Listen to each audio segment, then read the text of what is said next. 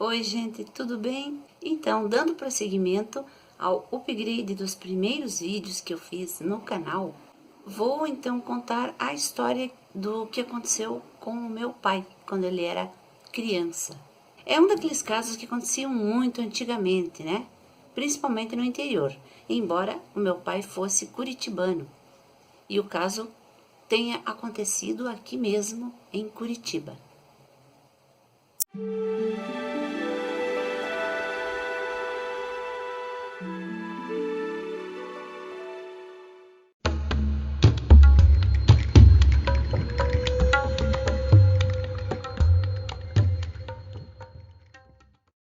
Lobisomem, o caso do meu pai. Essa história foi uma das únicas que meu pai me contou, de casos inexplicáveis e possivelmente tem aí um elemento sobrenatural. Foi nos idos de 1930.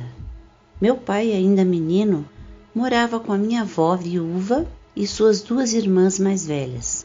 O bairro era o bairro Boa Vista, em Curitiba, e naqueles tempos o bairro, que hoje é a Zona Nobre e muito próximo do centro da cidade, era apenas uma região quase rural. Meu pai morava com a minha avó Angélica em um casarão de imigrantes, daqueles casarões típicos aqui do sul, com 2 andares e sótão. Tinha apenas uma cerca de madeira em torno do terreno e a região toda era cheia de campos e terrenos de chácaras, tendo nas proximidades uma fazenda de criação de cavalos. Vou tentar puxar pela minha memória e contar com as palavras dele mesmo as que ele usou quando me narrou essa pequena aventura de terror da sua infância. Só vou trocar os nomes das minhas tias por questão de privacidade. E quando ele fala guri, significa menino. Para quem mora em outras regiões do país, talvez não conheça essa expressão. Vamos ao relato do meu pai. Pois naquela noite eu estava com a Lila e com a Ednira brincando nos fundos de casa. A mamãe estava lá dentro da casa e já era de noite, de noitinha. O sol já estava sumindo no horizonte. Então eu olhei para a rua que ficava bem na frente da nossa casa, que tinha um subidão, mas um baita subidão. E vinha descendo um guri que apontou lá em cima do morro. Eu olhei e não dei bola, continuei brincando. Então passou-se uns minutos, olhei de novo e já não vi mais o guri, mas um homem esquisitão com uma roupa velha assim, todo esfarrapado, parecia que a camisa estava em tiras. Eu olhei e achei meio esquisito, né? Até falei para as duas que estavam ali, mas elas não deram bola. E eu continuei brincando. De repente, eu resolvi olhar pela terceira vez, e daí já não eram mais nem guri e nem homem.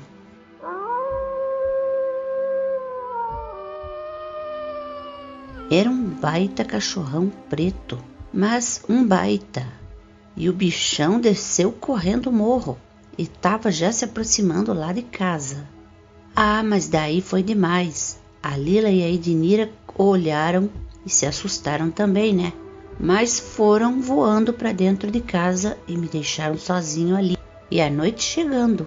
E quando eu olho de novo, o desgraçado do cachorrão enorme já estava quase chegando na nossa cerca.